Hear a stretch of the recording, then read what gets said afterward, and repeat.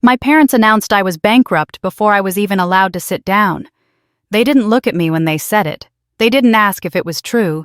They stood at the front of the room, my father calm and authoritative, my mother composed and worried, and told everyone that I was no longer capable of running my own company.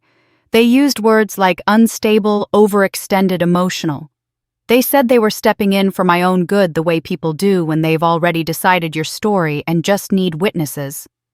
Cameras clicked, pens moved, people nodded like this all made sense. I sat there in silence, 35 years old, the founder and chief executive of the company they were publicly burying, realizing something far worse than humiliation was happening.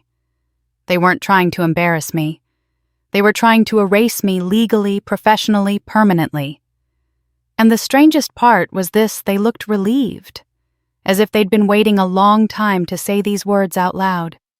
I didn't know it yet, but everything that followed, every document, every whisper, every courtroom seat, would come down to one question a judge would eventually ask. A question none of them were prepared to answer. My name is Eleanor Hayes. I built Northbridge Systems from a folding table and a borrowed server rack. I'm not reckless, I'm not fragile, and I'm not bankrupt. If you're here with me, if you've ever been spoken for in a room where your life was being decided, stay.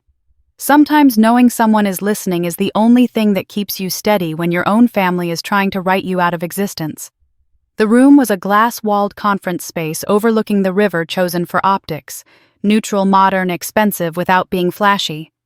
My father stood at the head of the table like he belonged there, hands folded, posture perfect. My mother sat beside him, fingers laced around a porcelain cup she hadn't touched. Around them were board members, advisors, and a few industry faces who pretended they were there to observe, not judge. No one asked me to open the meeting. The announcement landed like a controlled burn.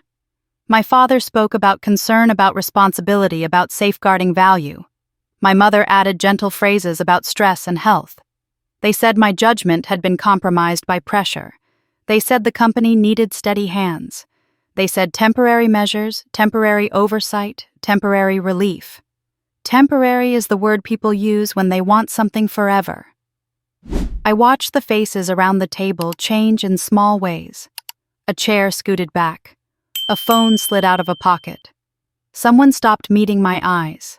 Silence spread, not the confused kind, but the calculating kind.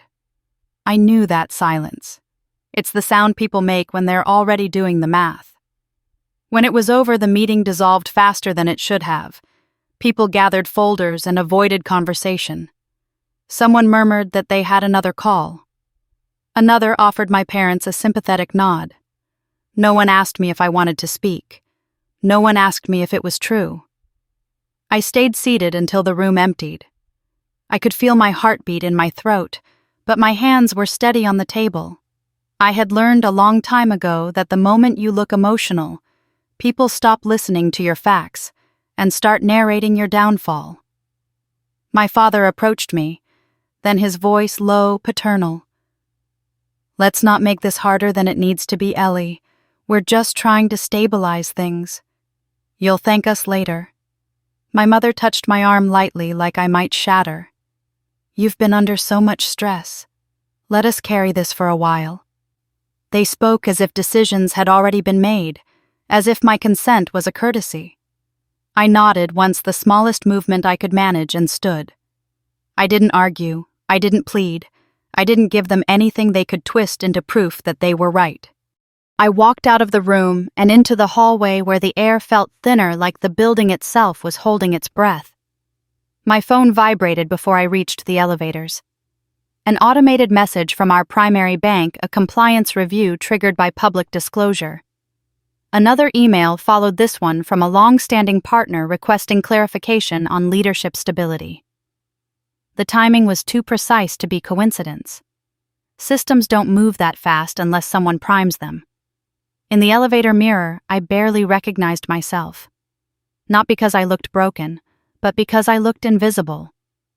35 years of work reduced to a label spoken by someone else. In my office, I closed the door and sat at my desk. I didn't cry. I opened my laptop and started reading the materials that had already begun circulating. Memos, talking points, a document referenced again and again as justification. It was polished professional, written to sound inevitable. It described financial risk and authority to intervene, all couched in language that felt familiar. Then I reached the signature page. My name was there. It looked right at first glance. Then it didn't. The line was too steady. My signature always hesitates for a fraction of a second on the last curve, a habit left over from an old injury. This one flowed like it had been traced by someone holding their breath. I leaned back in my chair and let the room go quiet around me. This wasn't misunderstanding. This wasn't concern. This was preparation. A memory surfaced uninvited. Years ago, a smaller room, a smaller table. I had presented an idea then, too confident and prepared. My father had interrupted gently. My mother had reframed with concern. The room had shifted away from me without anyone saying I was wrong. That was the first time they spoke for me. I remembered the shock of it, not the disagreement, but the assumption that I wouldn't handle it well. I had told myself it was love. I had told myself compliance would earn trust. I had been wrong. I stood and looked out the window at the river, the current moving with indifference. Below, the city went on, unaware that a quiet coup was underway in a glass box above it. I took an inventory in my head.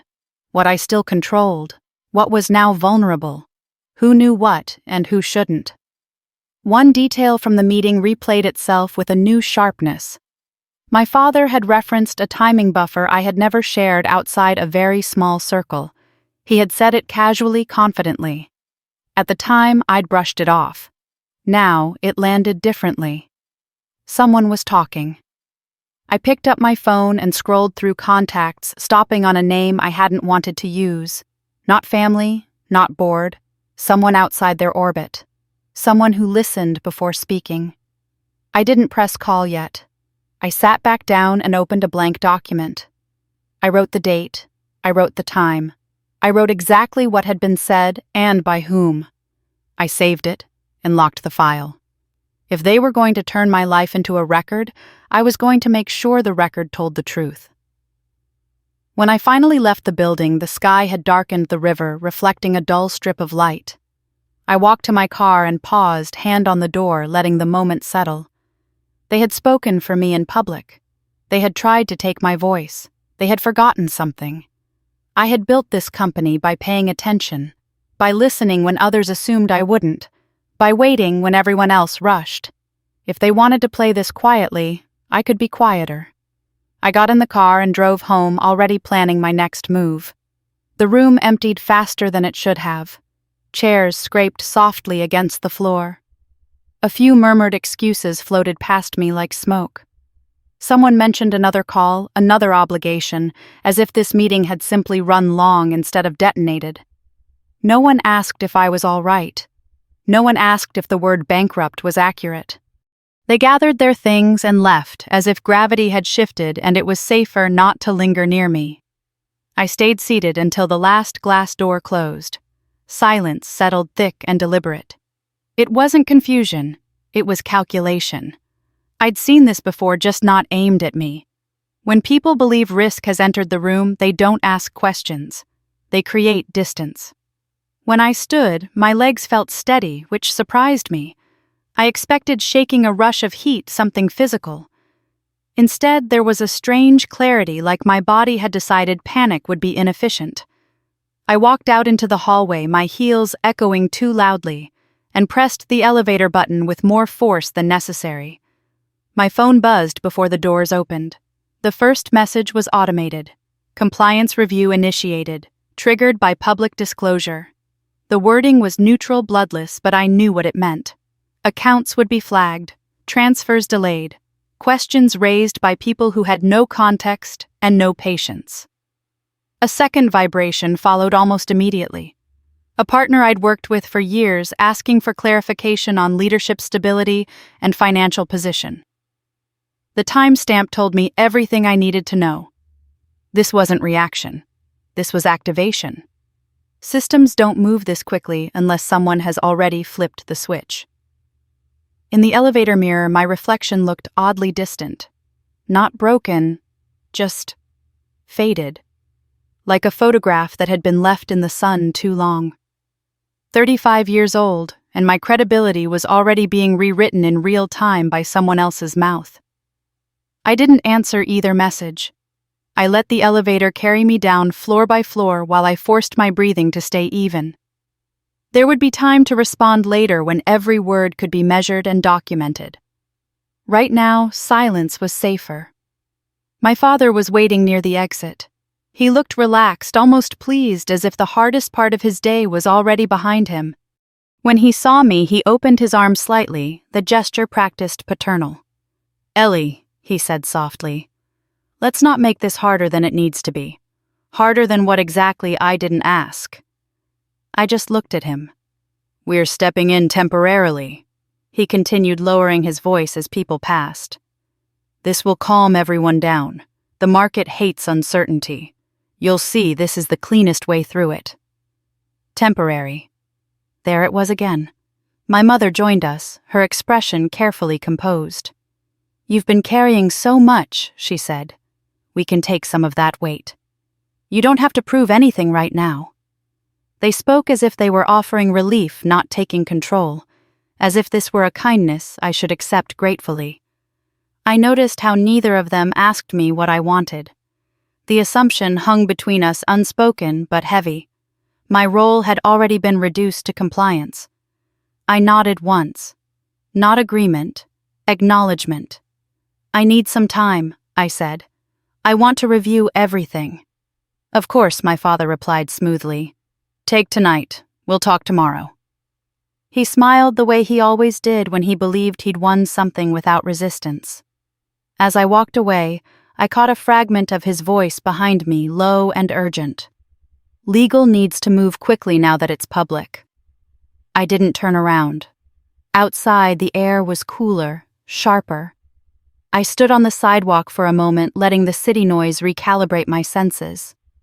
Horns, footsteps, the ordinary chaos of people who had no idea my life had just been labeled unstable. I drove back to my office instead of home. The building was quieter now, most of the staff already gone. The familiar hum of servers greeted me like a steady pulse. I unlocked my door and sat at my desk, surrounded by the evidence of years of work. Framed photos from early launches, whiteboards scarred with old diagrams. This space had never lied to me. I opened my laptop and pulled up the shared drive. Documents were already being uploaded, revised, commented on. A governance memo. An interim oversight framework. Language so polite it almost hid the blade underneath. I read slowly, carefully, marking phrases in my mind. Risk mitigation. Continuity planning. Authority in the event of instability. Instability. Another word chosen to sound medical, not political. My inbox chimed again. This time it was internal. A request from finance asking whether they should pause a scheduled payment until further notice. The question was framed cautiously, but the implication was clear. My authority was already being treated as conditional. I closed my eyes for a brief moment and took an inventory. What did they actually have? Public narrative. A document with my forged signature. Access to systems primed to react to keywords. What did I still control? Knowledge. Timing. And the fact that they believed I was cornered. A detail from the meeting replayed itself with new clarity. My father had mentioned a buffer window in our cash flow, a contingency I'd built quietly and shared with only 3 people inside the company. At the time, I'd dismissed it as intuition or guesswork. Now it landed like a dropped coin in a silent room. He hadn't guessed. Someone inside Northbridge had talked, or been listened to, or been nudged just enough to think it didn't matter. I straightened in my chair, the fog in my head clearing. This wasn't just about reputation. It was about access, about timing, about something they needed control of before a certain line was crossed. My phone rang. It was my mother. I let it go to voicemail. When I listened to it a few minutes later, her voice was soft, almost trembling. She talked about concern, about not wanting me to feel attacked, about family sticking together. She didn't mention the document. She didn't mention the bank messages. She didn't mention the word bankrupt. That omission told me more than anything she said. I opened a blank document and started writing. Date, time, exact phrases used in the meeting, who was present, who left early, who avoided eye contact. I wrote down the buffer detail my father had referenced and circled it. I saved the file and backed it up twice. This wasn't paranoia. This was record-keeping. Another message came in this one from an advisor I trusted asking if the rumors were true. The phrasing made my jaw tighten. Rumors travel faster than facts, especially when someone feeds them. I typed a response, then deleted it. Typed another. Deleted that too. Anything I said now could be quoted later stripped of context, used as proof that I was defensive or unstable. Instead, I shut the laptop and leaned back, staring at the ceiling. If I reacted emotionally, they'd win. If I waited passively, they'd win faster. The only option left was to let them believe their version of events was working, while I quietly mapped the terrain underneath it. I stood, grabbed my coat, and turned off the lights. As I locked the office door behind me, I felt the weight of what was coming settle into place. This wasn't a misunderstanding that could be cleared up with a conversation. This was a coordinated move designed to move quickly and leave me scrambling to catch up. They wanted me panicked, apologetic, grateful for intervention. I slid my keys into my pocket and walked toward the parking garage, already making a list in my head. Who knew what? Who benefited? Who had moved too quickly, too confidently? By the time I reached my car, the shape of it was clear. This wasn't about bankruptcy. It was about taking something from me while I was still polite enough not to stop them. The security desk didn't look up when I walked in. That was the first thing that told me something had shifted. Usually there was a nod, a greeting, some acknowledgement that I belonged in the building I paid for. That morning, the guard's eyes flicked to his screen and back again as if I were just another visitor passing through. I scanned my badge anyway. The green light flashed. Access granted. Technically, I was still in charge, but no one asked where I was going. The elevator ride up felt longer than usual. When the doors opened onto our floor, I stepped into a space that looked the same, but felt wrong. Conversation stopped too quickly. Someone laughed a second too late. A junior analyst who normally greeted me with easy confidence straightened like she'd been caught doing something she shouldn't. No one said good morning. I walked toward my office and noticed the first physical change. A new lock had been installed on the conference room down the hall. Subtle. Clean. The kind of thing you could justify as an upgrade. I paused for half a second, then kept walking. Inside my office, my assistant stood by my desk, hands folded. She looked relieved to see me and nervous at the same time. "There's a meeting," she said carefully. "Finance, legal, and some external advisors. It started a few minutes ago."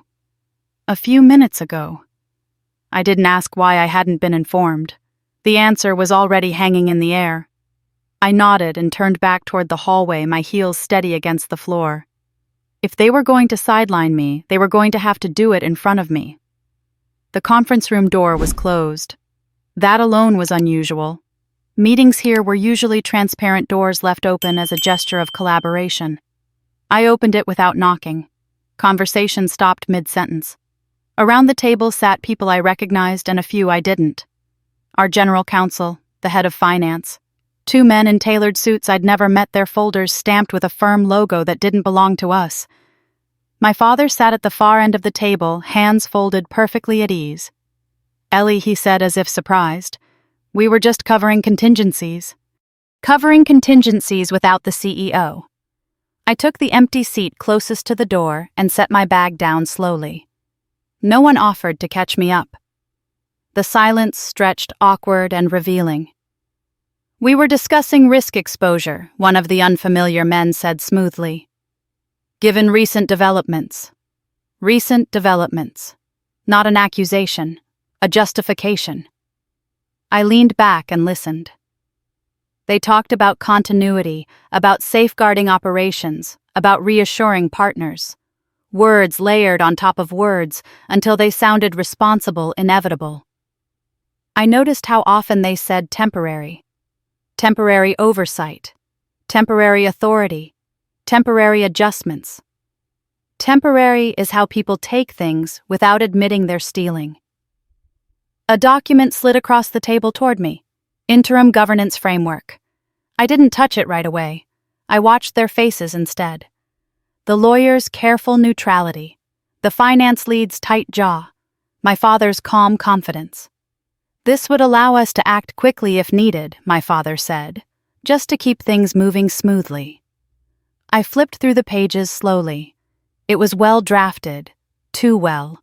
Clauses triggered by instability, authority transferring automatically in the event of material risk. My name appeared throughout, referenced but not empowered. There was a signature line at the end. "We'd need this executed today," one of the advisors added. "For continuity." I looked up. Today. I closed the folder and slid it back toward the center of the table. "I need time," I said. "I want to review this with my own counsel." The room shifted. Not resistance exactly. Discomfort. As if I'd introduced friction where they'd expected compliance. "Of course," my father said quickly. "Take the afternoon. But we can't delay too long. There are obligations coming up." He named one. A timing detail that made my pulse jump. A specific window I'd built into our cash flow projections known only to a handful of people inside the company. He said it casually, confidently, like common knowledge. I kept my face neutral, but something cold settled in my chest. That wasn't intuition. That was information. I nodded once and stood. "Thank you for the overview," I said. "I'll follow up." No one stopped me. Back in my office, I closed the door and sat down, hands flat on the desk. The evidence was stacking up faster now. Documents prepared in advance. Meetings convened without me. Internal details surfacing in my father's mouth like he'd always owned them. This wasn't panic-driven. It was procedural. I pulled up the company directory and stared at the names of the small group who had access to our most sensitive timelines. People I'd trusted. People I'd promoted. People who knew how careful I was with information.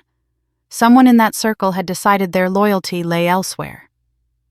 I leaned back and exhaled slowly. Accusation would get me nowhere. Fear would only make me sloppy. If I wanted the truth, I'd have to let it reveal itself. A knock came at the door. It was Martin, one of our senior project managers. Normally, confident, efficient. Today his smile was too quick, his posture too rigid. "Just wanted to check in," he said. "Make sure you're okay." I studied him while he spoke, noting the way his eyes darted to my desk, my screen. He knew something. Or thought he did. "I'm fine," I said. "Busy, but fine. There may be some schedule adjustments coming up. Nothing confirmed yet." He nodded a beat too eagerly. "Right. Of course. Just let me know if you need anything." When he left, I made a note. Not his name, just the interaction, tone, timing.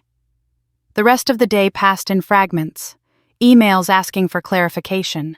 Requests framed as support that felt more like probes. Each one told me the same thing. People were moving ahead of me, not against me, as if my absence from decisions was already assumed. By late afternoon, the shape of it was undeniable. My parents weren't reacting to a crisis. They were exploiting a window. Something was coming. A contract, a trigger, a deadline that required control before it happened. And they were rushing. I packed up and left the office while there was still light outside. In the car, I let myself feel the weight of it for a moment. Not fear, not anger. The sober understanding that waiting for fairness was no longer an option. At home, I poured a glass of water and stood by the window watching the city settle into evening. I thought about all the times I'd been told to be patient, to be reasonable, to trust that things would work out if I didn't make waves. Patience is only a virtue when both sides play by the same rules. I pulled out my notebook and wrote a single line at the top of the page. If I do nothing, I disappear. I underlined it once. Then I wrote the next line. If I move too fast, I give them what they want. Somewhere between those two truths was the only path forward. I closed the notebook and set it aside. Tomorrow I would stop defending my position and start observing theirs. I would listen more than I spoke. I would let them believe their plan was working. Because the moment you think you've already won is the moment you stop checking your footing, and I was done letting anyone push me quietly out of my own company. The call came just after sunrise. It wasn't from my parents or anyone at the office. It was from a number I didn't recognize with a Manhattan area code and the kind of silence on the line that tells you the other person is measuring you before they speak. "Ms. Carter," a man said finally. "This is Daniel Roth from Sterling and Klein. We represent your parents." I didn't ask how he got my number. "I'm listening," I said. "There's been a development," he continued smoothly. "Given the uncertainty surrounding your company's financial position, our clients believe it would be prudent to coordinate communications. For everyone's protection. Protection. That word again. They're planning to make a public statement," he added, "regarding your status." My grip tightened around the phone. A public statement was not coordination. It was an ambush. What exactly are they planning to say, I asked. There was a pause just long enough to be intentional. That you are facing insolvency. That steps are being taken to ensure continuity. That leadership changes may be required. Insolvency. Leadership changes. "And you thought I should hear this from you," I said. "We thought it would be professional," he replied, "to avoid surprises." I thanked him and ended the call before he could say anything else. My reflection stared back at me from the dark window, composed and pale, like someone watching her own life from a step behind. They were going to say I was bankrupt. Not privately, not in a filing buried in legal language. Publicly, loudly. Before I could stop them. I dressed quickly and drove to the office with the radio off. Every red light felt like a delay I couldn't afford. By the time I arrived, the building was already buzzing. People were gathered in small clusters, phones in hand. When they saw me, the conversations didn't stop. They just changed tone, dropping into something hushed and cautious. My assistant met me halfway down the hall. "They're here," she said under her breath. I didn't need to ask who. The boardroom doors were open and my parents stood inside like they owned the space. My mother sat at the table, posture, rigid eyes, red in a way that suggested she'd practiced. My father stood near the window, speaking quietly to two board members, his voice calm and authoritative. When he saw me, he smiled. "Ellie," he said, "I'm glad you came early." I stepped into the room and closed the door behind me. "You're not authorized to speak on behalf of this company," I said, "not without my approval." My father's smile didn't falter. "We're not speaking for the company. We're speaking about you." My mother looked up, then her expression tight with concern. "We're worried," she said softly. "You've been under so much pressure. It's not healthy to carry this alone." I turned to the board members. "Whatever you've been told, it's incomplete," I said. "There is no insolvency. There is no emergency requiring intervention." One of them shifted uncomfortably. "We received documentation," he said. "It raised concerns." From whom I asked. No one answered. My father stepped in smoothly. "Ellie, this doesn't have to be adversarial. The market reacts to uncertainty. All we're doing is managing expectations before things spiral. Managing expectations by destroying my credibility." I took a breath and chose my words carefully. "If you make any public statement implying financial distress, you will be lying." My father's eyes hardened just a fraction. "Truth is contextual," he said. "Right now, the context isn't in your favor." The meeting ended without resolution. They didn't need one. They were already moving. By noon, my phone began vibrating nonstop. messages from colleagues, industry contacts, a reporter asking for comment on rumors, a text from a client asking if they should be concerned. The headline hit at 12:17 p.m. Local CEO faces bankruptcy as family steps in. I stared at the screen until the words blurred. The article was short, carefully vague, citing unnamed sources close to the situation. It mentioned concerns about mismanagement. It quoted my father describing a difficult but necessary transition. By the time I looked up, my assistant was standing in the doorway, eyes wide. "The phones won't stop," she said. "And legal wants to see you." Legal wasn't alone. 2 external consultants sat in my office when I arrived, folders already open. They spoke in the careful tones of people pretending neutrality. Given the media exposure, one of them said it may be advisable for you to step back temporarily. Just until things stabilize. Step back, temporarily. Again. I felt something settle in me then. A clarity that cut through the noise. This was the move. They weren't trying to prove I was bankrupt. They were trying to make everyone act as if I was. If enough people believed it, the truth wouldn't matter. I dismissed the consultants and locked the door. For the first time all day, I allowed myself to sit still. I thought about the timeline, the private calls, the documents, the meeting without me. The article timed perfectly to land before markets closed. This wasn't improvisation. It was choreography. And somewhere inside my company, someone had helped them rehearse. I opened my laptop and pulled up internal access logs. I wasn't looking for proof yet. I was looking for patterns. Who'd accessed financial summaries? Who'd downloaded board packets early? Who'd forwarded calendar invites they shouldn't have seen? The list was short. Too short. A name stood out not because of activity, but because of absence. Someone who should have been logged in but wasn't. Someone who'd gone quiet just before everything went loud. I closed the logs and leaned back. If they wanted a narrative, I would give them one. Just not the one they expected. I picked up my phone and called my own attorney. "They've gone public," I said when she answered. "We're past prevention."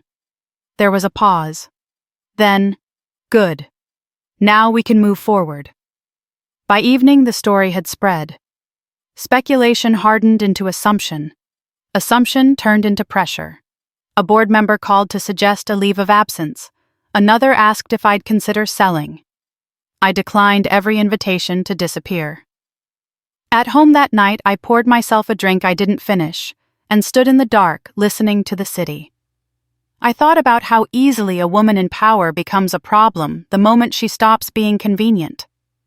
They hadn't just questioned my finances. They'd questioned my competence, my stability, my right to be in the room. And they'd done it with my own last name. I set the glass down untouched. If they wanted me bankrupt, I would let them believe it. If they wanted me gone, I would let them plan for my absence. And while they were busy congratulating themselves on a job well done, I would be preparing the question that would end everything they'd built on a lie. Because reputations can be ruined in a headline. But lies don't survive a courtroom. By the next morning, the word bankrupt had already attached itself to my name like a parasite. It followed me into emails that started with concern and ended with distance. It lived in the pauses on phone calls, the careful phrasing, the sudden need for internal review. No one said it outright anymore. They didn't have to. The damage had already learned how to speak for itself. I arrived at the office early before most of the staff and sat alone in the conference room with the lights off. The city outside was gray and restless traffic humming like nothing had changed. Inside, everything had. At 8:30, the board convened an emergency call without me. I learned about it from a calendar notification forwarded by mistake. That was when I stopped pretending this was about misunderstanding or panic. This was coordination. And coordination requires access. When the call ended, 3 board members came to my office together. Not aggressive, not apologetic, just resolved in the way people get when they've already decided who they think you are. "Ellie," one of them said gently, We need to talk about optics. I didn't offer them seats. You've let my parents define a narrative that isn't true, I said. And now you're responding to the narrative instead of the facts. Another one cleared his throat. Markets don't wait for facts. They respond to signals. So you're going to remove the signal by removing me. No one denied it. We're asking you to consider a temporary step back, he said. A leave. Until things stabilize. Stabilize for whom? They exchanged glances. For the company. I laughed then, a short sound that surprised all of us. You think the company survives without me? I said. But what you really mean is you think it survives without the inconvenience of defending me. That landed. We're trying to protect what you built, one of them said. I shook my head. You're trying to protect yourselves. After they left, I locked the door and opened the internal systems dashboard. I wasn't looking at finances anymore. I was looking at behavior. Who'd accessed the cap table? Who'd pulled historical contracts? Who'd requested archived communications with my parents' firm? Who'd scheduled meetings with outside counsel and forgotten to include me? The pattern was unmistakable. Someone inside had been preparing this ground long before the story broke. Someone with senior clearance. Someone who knew exactly which documents would scare the right people. I cross-referenced access with communications logs and narrowed it down to 2 names. One of them belonged to someone I trusted. That realization didn't hurt the way betrayal is supposed to. It felt colder, cleaner, like a piece clicking into place. At noon, my mother called. I let it ring 3 times before answering. Ellie, she said softly, I'm so worried about you. I closed my eyes. You weren't worried when you went to the press. We had no choice, she replied. You were spiraling. Spiraling how? You've been defensive, isolated. You shut us out. I shut you out because you kept reaching for control. There was a sigh on the line. Your father thinks if you'd just cooperate, this could all calm down. Cooperate how? Letting others step in. Letting the burden go. The burden of my own company. You're 35 years old, my mother said. You don't have to prove anything anymore. That was the most honest thing she'd said. To her, my success had always been something to manage, not respect. I ended the call before she could cry. By late afternoon, the story escalated. Another article. This one citing sources close to the board. It mentioned possible interim leadership. It speculated about asset restructuring. My inbox filled with requests for comment. I answered none of them. Instead, I called the one person I hadn't told about any of this yet. She arrived an hour later, calm as always, carrying a slim leather briefcase and a look that didn't ask permission. You waited until they went loud, she said after I finished explaining. I nodded. I needed to see how far they'd go. And now? Now I want to know who inside my company helped them. She didn't look surprised. Internal betrayal is cheaper than litigation, she said, and quieter. We sat across from each other, the city reflecting in the glass behind her. They've created a public claim, she continued. The next step will be formalizing it, a filing, something stamped, something that turns rumor into procedure. Bankruptcy. Exactly. I leaned forward. They don't actually want me declared bankrupt. No, she agreed. They want leverage, oversight, control, a reason to step in under the guise of rescue. I thought of my father's voice. Managing expectations, ensuring continuity. If they file, I said, contracts freeze, clients panic, the board panics, and someone offers to help. Her eyes sharpened. Your parents, or someone they appoint. Silence settled between us, heavy but purposeful. There's another problem, she said finally. If they file using internal information, it means they're getting real data from somewhere. I already know that. Then we can use it. I looked up. How? We don't confront the leak, she said. We feed it. My pulse kicked up. Feed it what? Something convincing enough to travel. Something specific enough to identify the path. Something false. I considered it. A controlled lie. You want me to pretend I'm desperate. She nodded. You let them think you're scrambling, that you're preparing for the worst. People leak when they think they're winning, and when they repeat it, they expose themselves. I smiled, then slow and deliberate. My parents had taught me this game without realizing it. Performance, timing. Appear weaker than you are until the other side overreaches. I can do desperate, I said. Good, she replied, because the next move decides everything. That night, I stayed late. I sent an internal memo marked confidential to a small group of senior staff. It referenced potential contingency planning, asset review, temporary relocation of certain operations. Nothing illegal, nothing actionable. Just enough to sound like panic wrapped in professionalism. I watched who opened it, who forwarded it, who lingered. One name appeared almost immediately, not forwarded, not printed, just accessed, reread. I closed my laptop and sat back. They thought they'd pushed me into a corner. They thought bankruptcy was a label they could stick on me and let gravity do the rest. What they didn't understand was that I'd spent my entire career building systems designed to detect false signals. And now they'd given me one. The lie was in motion. All I had to do was wait for them to believe it. The filing arrived at 3:14 in the morning.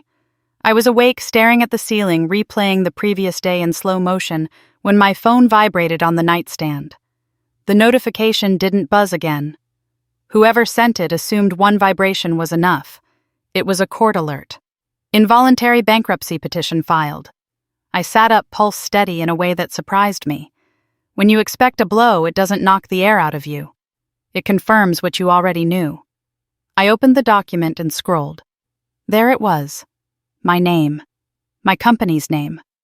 A figure large enough to sound irresponsible, specific enough to feel real. A claim that my parents had personally extended emergency funding when I was on the brink, and that I had squandered it through reckless management. I smiled without humor. They didn't even bother to be subtle. The petition was clean, professionally written, structured to look inevitable. It painted me as overwhelmed, unstable, and unfit to lead. It asked the court to step in for the protection of creditors and continuity of operations. Continuity. That word again. Buried in the language was the real objective. Temporary operational oversight. Authority to review internal systems.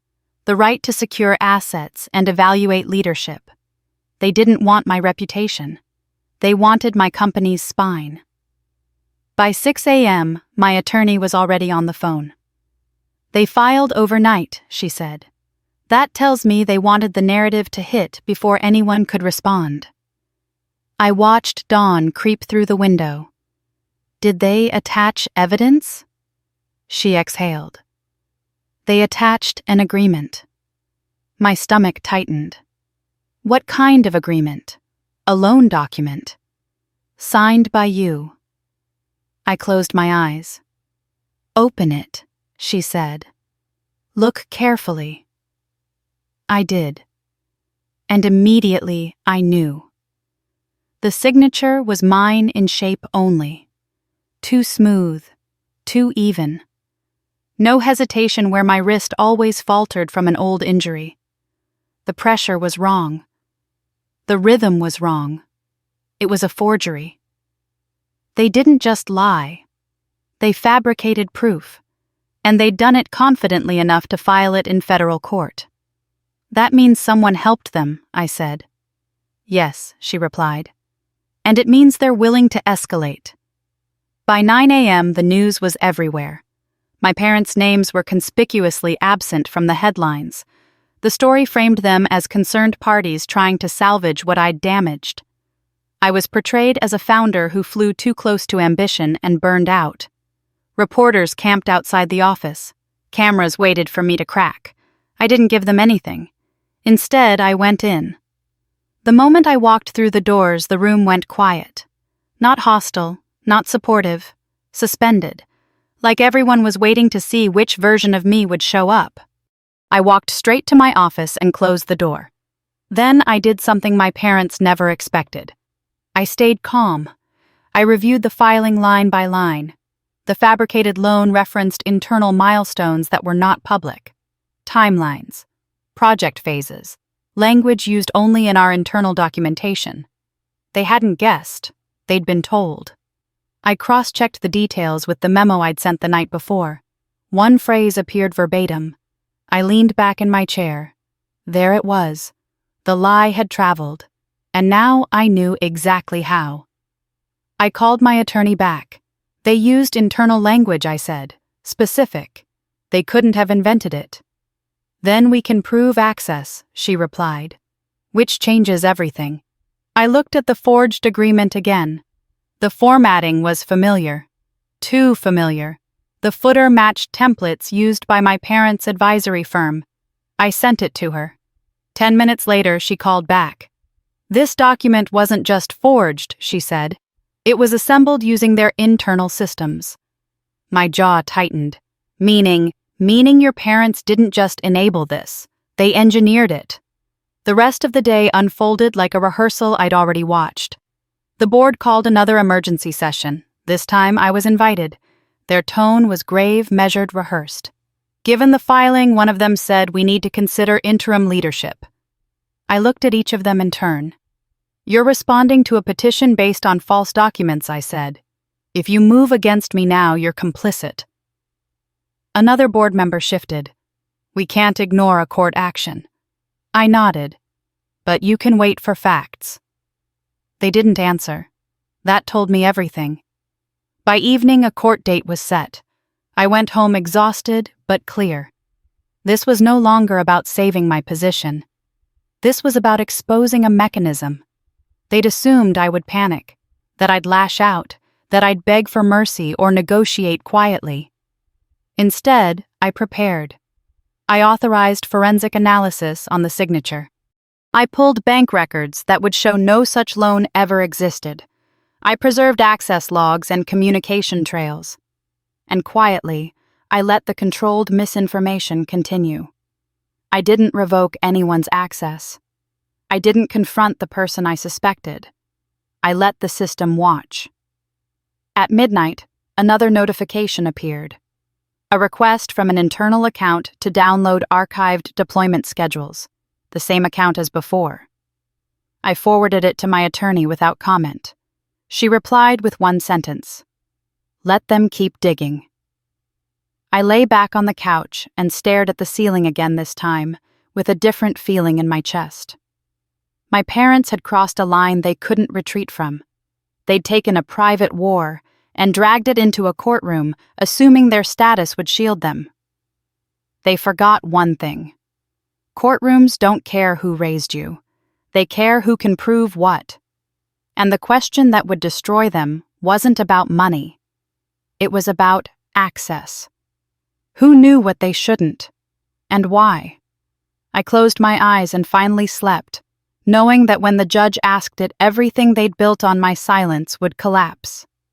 The courthouse steps were already crowded when I arrived. Cameras clustered near the entrance lenses, angled like accusations. Reporters rehearsed the same questions with different voices, waiting for me to give them a reaction they could sell. I didn't. I walked past them with my head up, the echo of my heels steady against the stone. Inside, the air was colder than outside. Marble metal detectors, the low murmur of people pretending not to stare. My parents were already there. My father stood near the security checkpoint, shaking hands with people who didn't belong in a bankruptcy hearing. He looked composed, almost proud, as if this were a networking event instead of a public execution. My mother sat on a bench, dressed in black eyes rimmed red, clutching a tissue like a prop she'd practiced with. When she saw me, she stood. "Ellie," she said softly, as if we were meeting for coffee and not about to dismantle each other in federal court. I didn't answer. My attorney touched my elbow, guiding me forward. "Don't engage," she murmured. "Let them perform." My father stepped into my path anyway. "This doesn't have to be ugly," he said, voice low but firm. "We can still resolve this privately." Privately, I repeated. You filed an involuntary petition in federal court at 3 in the morning. He sighed the long-suffering sigh he used whenever he wanted to look reasonable. You left us no choice. I met his eyes. You had choices. You just didn't like the one where you weren't in control. His jaw tightened. For a moment, the mask slipped. Then it snapped back into place. Think carefully, Ellie, he said. Once this goes on the record, it won't just affect you. That was a threat wrapped in concern. We walked past him. Inside the courtroom, the gallery filled quickly. Press in the back rows, curious faces mixed with people who'd already decided who I was. I took my seat at the table and folded my hands, focusing on the smooth wood beneath my fingers. Across the aisle, my parents' attorney arranged his papers with practiced confidence. My parents sat behind him close enough to be seen far enough to appear detached. The clerk called the room to order. The judge entered and the noise collapsed into silence. Proceedings began with formalities. Then my parents' attorney stood. He spoke smoothly, painting a picture of concern and responsibility. He described me as overwhelmed, erratic, unable to manage the pressures of leadership. He spoke of emergency funding of a family stepping in when no one else would. He used my name like punctuation. I watched the judge's face, impassive, listening. Then my attorney stood. She didn't argue emotion. She argued structure. She addressed solvency, first submitting audited statements showing reserves' revenue stability. She dismantled the premise that I was insolvent without ever mentioning my parents. Then she turned to the alleged loan. She requested that the court require proof of transfer. A simple ask. The other side stalled. Spoke about private arrangements, complex structures, family understandings. The judge held up a hand. Evidence, he said. Not explanation. A ripple moved through the room. My attorney then addressed the document itself. She presented the forensic analysis, the signature comparison, the pressure patterns, the inconsistencies no one could explain away. The forged signature was entered into the record. My mother's hand tightened around her tissue. My father stared straight ahead. Then my attorney did something that shifted the air. She asked permission to discuss internal access. The judge nodded. She explained that the petition referenced internal operational details not available publicly. Timelines, terminology, project phases used only within the company. She asked one question. Who provided that information? The room went very still. My parents' attorney objected. Speculation, he said. The judge looked at him. Overruled. My attorney continued. She explained that a controlled internal memo had been circulated to a limited group after the media reports began. That memo contained a contingency detail that was not real. She named it. My father flinched. That same false detail appeared in the filing submitted by the petitioners, she said, and again in communications sent to third parties. She placed printed emails on the clerk's desk, emails sent to one of my company's clients, emails claiming trustee authority, emails referencing the false contingency as justification to request access. The judge leaned forward. Who sent these emails? He asked. My attorney didn't answer immediately. She turned to me. Ms. Carter, do you recognize the language used? I stood. Yes, Your Honor, I said. It matches internal phrasing used by my operations team.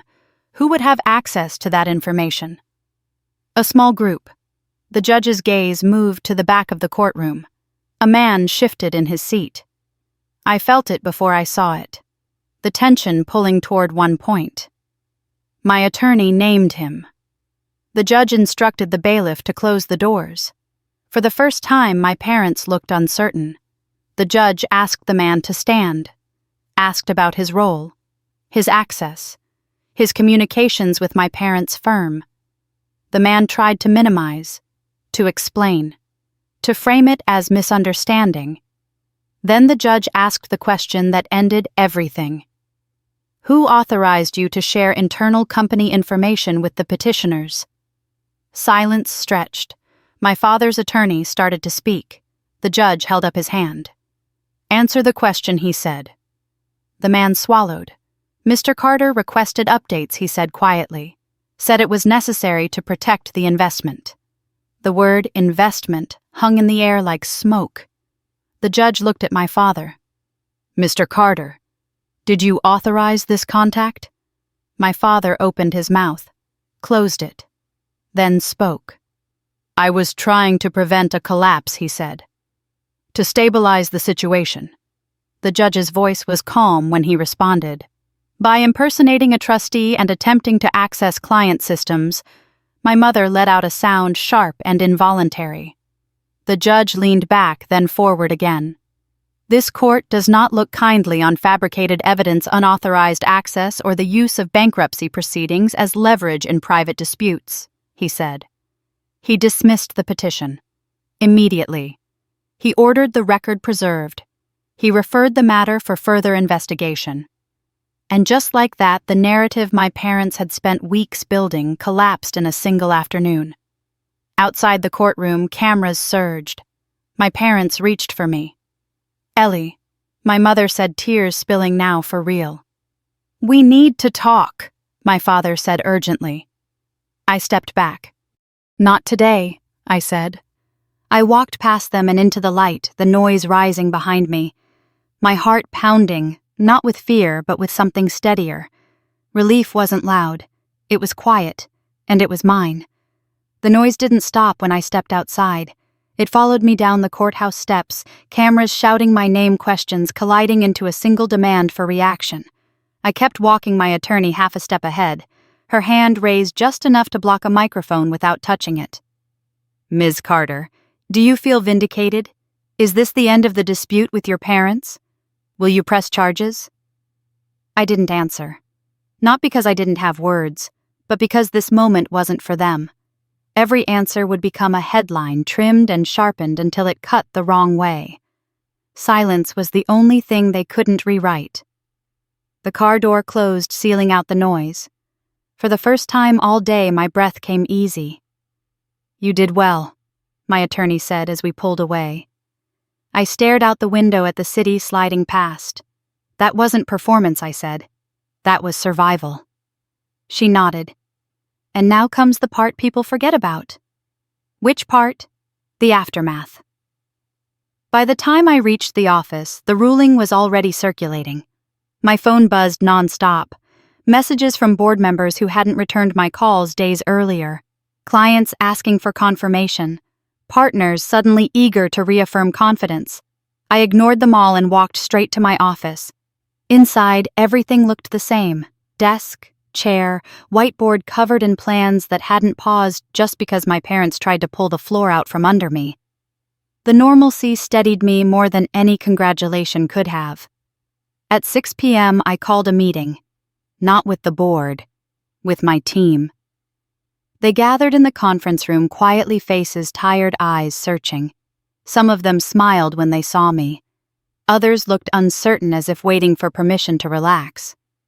I stood at the head of the table. "The petition has been dismissed," I said.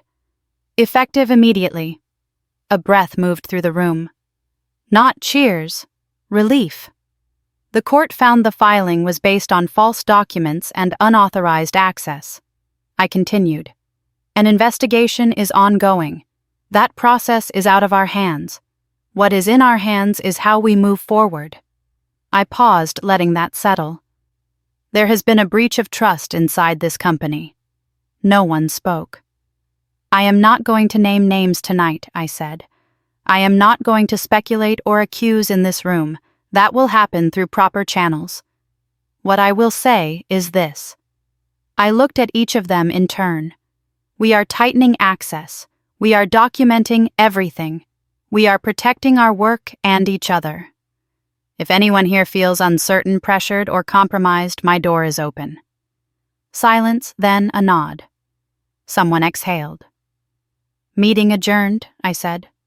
"Go home." As they filed out, one person lingered. He stood in the doorway, hands in his pockets, eyes fixed on the floor.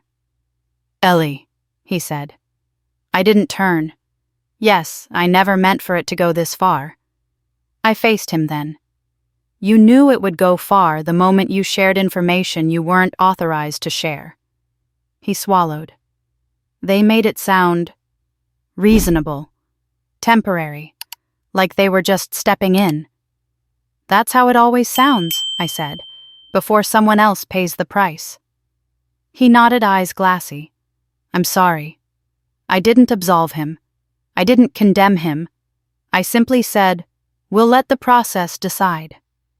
When he left, the office felt lighter and heavier at the same time. That night, I went home alone. I poured a glass of wine and sat by the window, the city lit up below like 1,000 separate lives continuing without any regard for my personal war. My phone buzzed once more, a text from my mother. Please, just talk to us. I stared at it for a long time. Then I set the phone face down. The next morning the board convened again. This time the tone was different. Careful, respectful, afraid. We owe you an apology, the chair said. You owe the company accountability, I replied. They voted to reaffirm my position unanimously. It felt hollow. Trust once cracked doesn't repair itself with a vote. After the meeting, I walked through the office, stopping at desks asking real questions. How are you holding up? What do you need? What slowed you down this week? People answered honestly now. The tension hadn't vanished, but it had shifted. We were no longer bracing for collapse. We were rebuilding. At lunch, my attorney called. The investigation is moving faster than expected, she said. There are additional findings. I closed my office door. What kind? Communications. Financial records. It's becoming clear this wasn't just about you. There are irregularities in your parents' firm that predate this filing. I felt something cold and steady settle in my chest. They used me as cover. She didn't argue. That afternoon, I finally agreed to make a statement. Not to the press. To my clients. It was short. Factual. Calm. The petition was dismissed. Operations continue. We remain fully committed. No drama, no defensiveness. The response was immediate. Messages of support, renewed contracts, a quiet collective decision to move on. That evening, I received an email from my father. Subject: we need to talk. I deleted it without opening. I didn't feel angry. I felt finished. For years, I'd carried the weight of their expectations, their control disguised as care. I'd told myself that if I just proved myself enough, they'd stop trying to rewrite me. Standing in my kitchen watching the sky darken, I understood the truth. They weren't reacting to my failure. They were reacting to my independence. And independence, once claimed, doesn't ask permission. I turned off the lights and went to bed knowing that the battle they started was over. But the reckoning they'd earned was only beginning. And this time I wasn't hiding. The first subpoena arrived on a Monday. It came addressed to my parents' firm, not to me, and I only learned about it because my attorney forwarded the notice with a single line of text. They're widening the scope. I read it twice, then set the phone down and stared at my office wall where a faint scuff marked the spot a chair had hit months ago during a late-night argument about timelines. That scuff had outlasted the argument. So would this. By noon, a second subpoena followed, then a third. The investigation was no longer a ripple. It was a current. I didn't celebrate. I didn't feel triumphant. I felt watchful. When people who've spent their lives managing appearances start losing control of the narrative, they don't go quietly. They look for leverage. They look for pressure points. They look for you. My parents chose dinner. My mother left a voicemail that evening, her voice trembling in a way that would have gutted me once. Ellie, please. We're scared. This is getting out of hand. Out of whose hands, I wondered. My father didn't call. He never did when things were truly serious. He delegated emotion the way he delegated blame. The next day, an envelope arrived at my apartment. No return address. Thick paper. Familiar handwriting. Inside was a single letter. Family is being torn apart because of pride. I folded it carefully and placed it back in the envelope. Pride had nothing to do with it. What they were feeling wasn't fear of consequences, it was fear of exposure. The kind that sets in when the mirror you've avoided for decades is suddenly held up by someone who won't look away. At the office, the mood shifted again. Not tense this time, focused. People moved with purpose, not caution. The work resumed its old rhythm, steady and alive. Contracts that had paused resumed. Clients who'd hesitated recommitted. The system once shaken remembered its shape. I held one-on-ones with department heads not to reassure them, but to listen. They told me where communication had broken down, where fear had crept in, where they'd felt abandoned by leadership during the chaos. I took notes. Leadership isn't proven when people are watching. It's proven when they're scared. On Thursday afternoon, my attorney came by in person. They're asking about the forged document, she said, setting her briefcase down. Specifically, who had access to the templates used. I didn't hesitate. My father's firm. She nodded. They've pulled internal system logs. The metadata lines up with activity from his office. I exhaled slowly. So, this was never just about me. No, she said gently. This was about money that predates your company. Your name was useful. Your crisis was convenient. I thought about the loan amount they'd claimed. The oddly specific figure. The way it had sounded believable enough to pass a glance test. They needed a hole to disappear into, I said.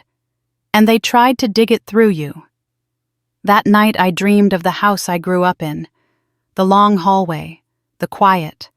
The sense that nothing ever happened there unless it was planned. I woke before dawn, the dream clinging to me like dust. By Friday, the press caught on. Not to the investigation details. To the shift. Articles began reframing the story. What had been troubled CEO became legal dispute escalates. Then questions raised about filing. My parents' names began to appear cautiously at first, then more directly. A producer requested an interview. I declined. A journalist emailed with questions about family betrayal. I deleted it. This story wasn't mine to perform anymore. It belonged to records and timelines and people whose job was to follow the money. And the money, it turned out, was restless. The following week, the board chair asked to meet privately. We sat across from each other in the same conference room where he'd once suggested I take a leave. I misjudged the situation, he said plainly. Yes, you did. He didn't argue. We were reacting to noise instead of substance. I closed my notebook. The next time you hear noise about me, I expect you to ask who benefits. He nodded. Understood. After he left, I sat alone for a long time. Forgiveness didn't come easily. It didn't come at all, really. What came was clarity. I didn't need people to understand me. I needed them to stop underestimating me. The call came that evening from my father this time. I let it go to voicemail. Ellie, he said, voice tight. We need to speak now. I deleted the message. 10 minutes later, my mother texted. They're freezing accounts. We don't know what's happening. I stared at the screen, then typed one sentence. Talk to your lawyer. And then I blocked the number. It wasn't cruelty. It was boundaries. You don't get to rewrite someone's life and then ask them to help you clean up the ink. The investigation moved quickly after that. More subpoenas, more interviews, more quiet panic on the other side of town. I focused on my work. I stayed late. I reviewed architecture diagrams. I argued about implementation details. I reminded myself over and over that this company existed because I built it, not because anyone allowed me to. One evening, as I packed up to leave, my assistant paused at my door. You okay? She asked. I considered the question. I'm steady, I said. She smiled. That's better than okay. At home, I opened a bottle of wine and poured a single glass. I didn't drink it. I held it and watched the city lights flicker, thinking about how quickly roles can reverse when the truth is patient. My parents had spent their lives believing consequences were things that happened to other people. They'd mistaken influence for immunity. Now the process they'd tried to weaponize against me was doing what it was designed to do. Slowly, methodically, without drama. I set the glass down untouched. Revenge isn't loud. It doesn't gloat. It waits. And it lets the truth do the work. The knock came just as I was shutting down my computer. It was soft, deliberate, the kind of knock that waits for permission but doesn't need it. I looked up and saw my assistant in the doorway, her expression unreadable. "There's someone here to see you," she said. "He says it's personal. I didn't ask who." I already knew. "Tell him I'm not available," I said. She hesitated. "He mentioned your grandfather's trust." That stopped me. I closed the laptop slowly. "Send him in." My father stepped into the office like it still belonged to him. He'd always had a way of occupying space, shoulders back, chin level, as if gravity bent slightly in his favor. Today, that confidence was fractured. Not gone, just cracked enough to show the strain underneath. "Ellie," he said quietly, "I didn't offer him a seat." "You shouldn't be here," I replied. He nodded once. "I know, but things are moving faster than we expected. You mean the investigation?" He didn't correct me. "They're looking at transactions that go back years," he said. "Before your company. Before any of this." I folded my arms. And your name is attached to some of it." The audacity almost impressed me. "My name was attached because you put it there," I said. "Without my knowledge. Without my consent." He stepped closer, lowering his voice. "I was trying to protect the family. By forging documents. By impersonating trustees. By trying to bankrupt your own daughter." His jaw tightened. "You don't understand how exposed we were." I laughed, a short, sharp sound. "No, you don't understand what exposure actually feels like." For the first time, he looked tired, not performatively weary, genuinely worn down. "They're freezing accounts," he said. "Partners are distancing themselves. People I've worked with for decades won't return my calls." I met his eyes. "Welcome to uncertainty." He flinched. "This is bigger than you, Ellie." "It always was," I said. "You just never thought I'd notice." Silence stretched between us, thick and uncomfortable. "I can make this easier," he said finally. "If you cooperate."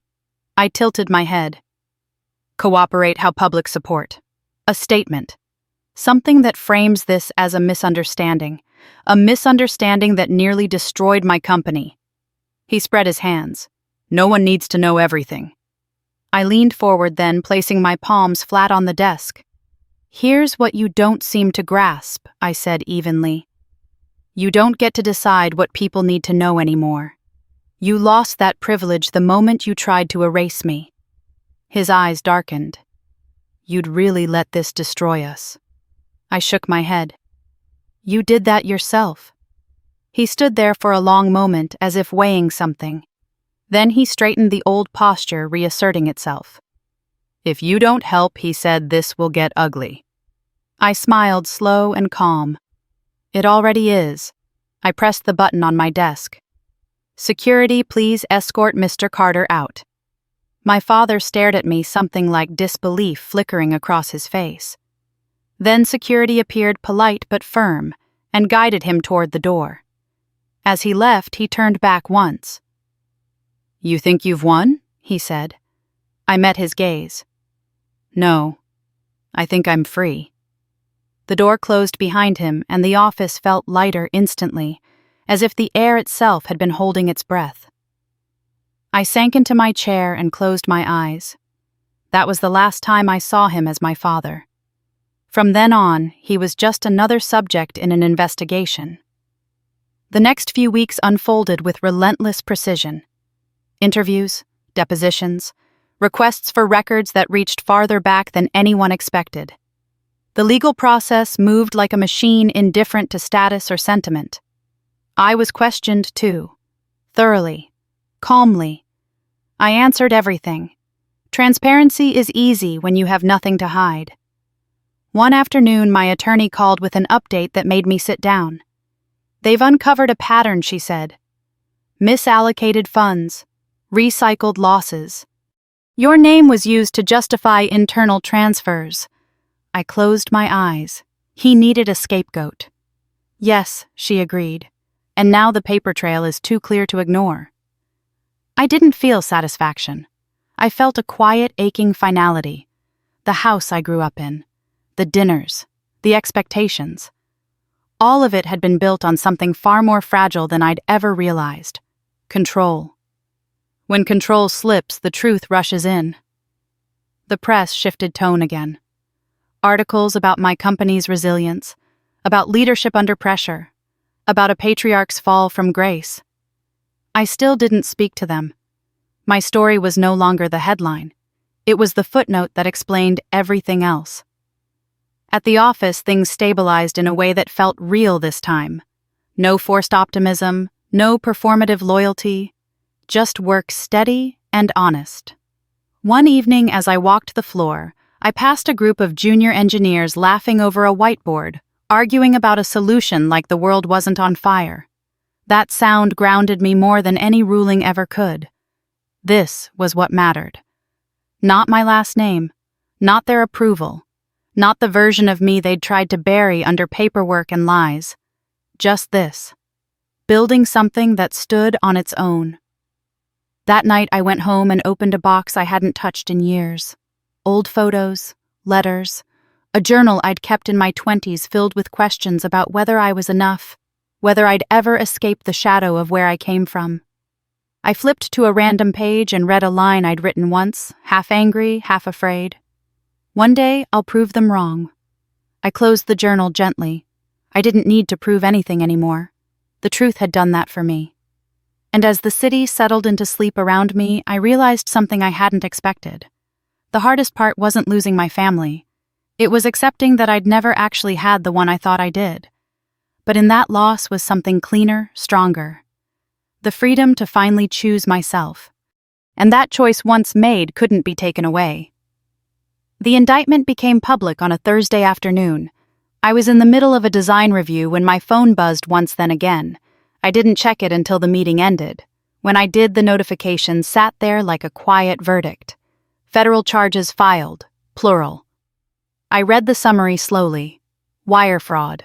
Forgery. Conspiracy to commit financial manipulation. Obstruction. Language that stripped away euphemism and left only what it was. My parents' names were there in black and white. Not implied, not rumored, filed. I closed my phone and stayed seated long after everyone else left the room. The whiteboard still showed half-erased diagrams. Someone had doodled a coffee cup in the corner and forgotten to clean it up. Life stubbornly normal. I didn't feel shock. I felt the end of something heavy finally letting go. By evening, the news cycle had caught up. Headlines shifted again this time without my name in the center. Prominent advisory firm under federal investigation. Patriarch accused of orchestrating fraud scheme. Family fallout exposes years of financial manipulation. Friends texted me links. Colleagues sent quiet messages of support. A few people asked how I was holding up. I didn't know how to answer that question yet. At home, I turned the TV off after 10 seconds. Watching strangers dissect my childhood like a case study felt obscene. I poured a glass of water and sat at the kitchen table, hands wrapped around it, grounding myself in something real. The phone rang. Unknown number. I let it go to voicemail. Ellie. My mother's voice said thin and strained. Please, just answer me. I don't know what to do. I stared at the wall while the message played out. She didn't apologize. She didn't ask forgiveness. She asked for guidance. The dynamic hadn't changed. I deleted the voicemail. The next day I was asked to testify, not as a witness to family drama, as a material fact. The hearing room was smaller than the courtroom where everything had started, but the air felt heavier. No cameras, no performances, Just lawyers, documents, and the slow dismantling of lies that had been protected for years by money and proximity to power. I answered every question carefully. Yes, that document was forged. No, that loan never existed. Yes, my parents had attempted to use my company as leverage. No, I did not consent. When they asked how it felt, I paused. It feels final, I said. They wrote that down. Outside, my attorney walked beside me in silence until we reached the elevator. You did exactly what you needed to do, she said. I nodded. I know. What I didn't say was that it felt like testifying at my own funeral. Not mourning the people my parents were, but the people I'd once believed they could be. That night I went for a walk without my phone.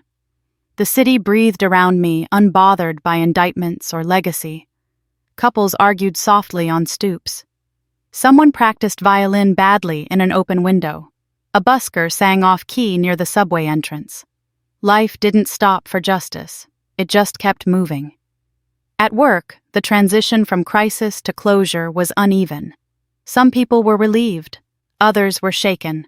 A few were angry not at me, but at the realization that proximity to power hadn't protected anyone, that it had nearly destroyed them.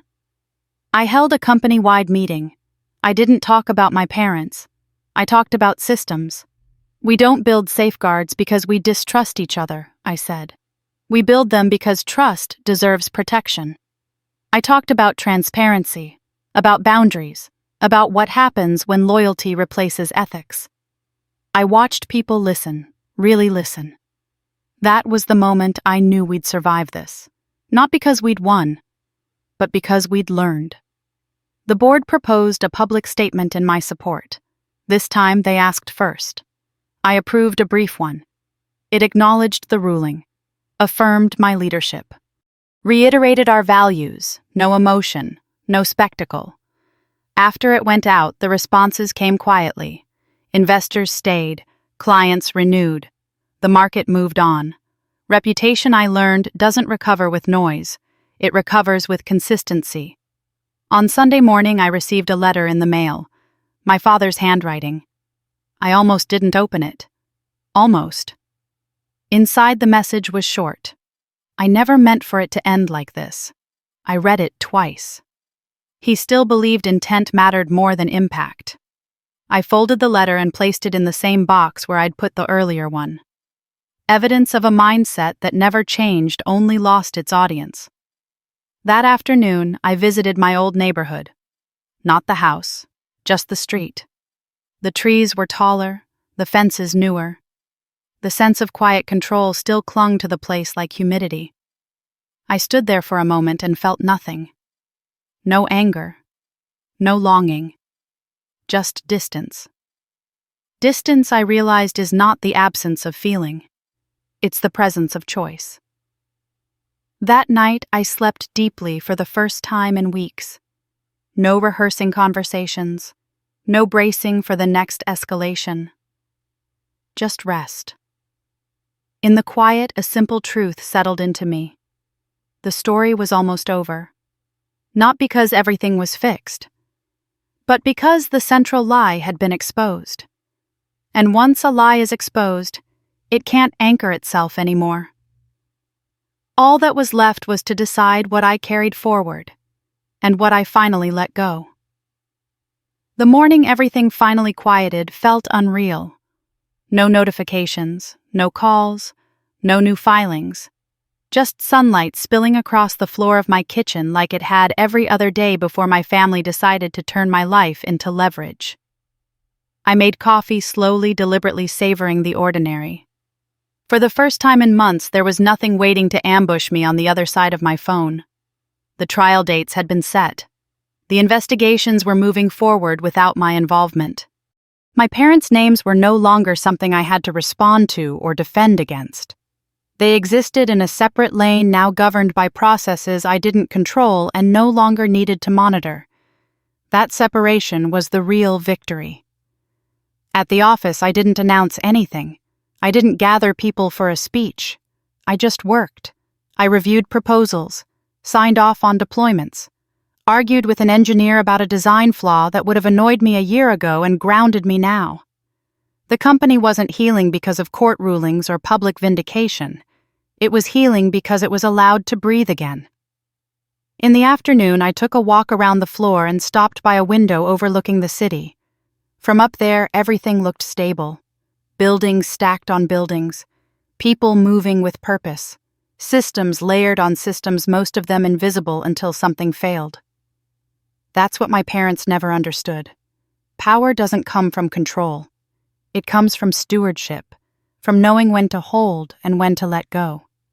I thought back to the day they announced I was bankrupt, how confidently they'd said it, how easily they'd expected the world to accept it, how certain they were that my voice wouldn't matter once theirs was louder.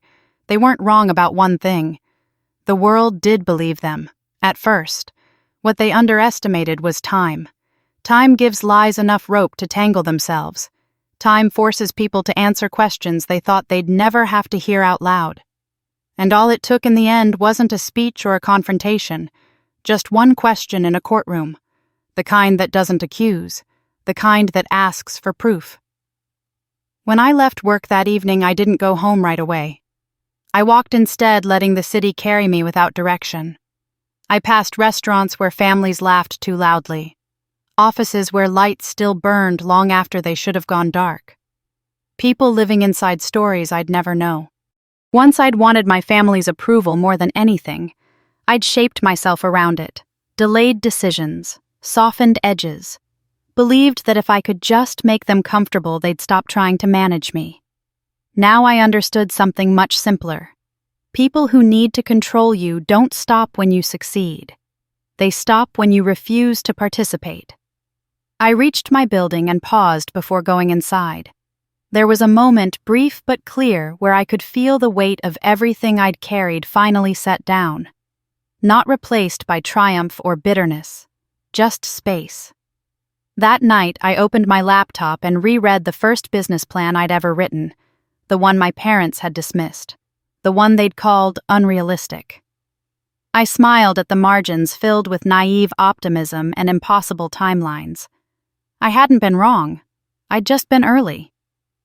Before shutting the laptop, I hesitated.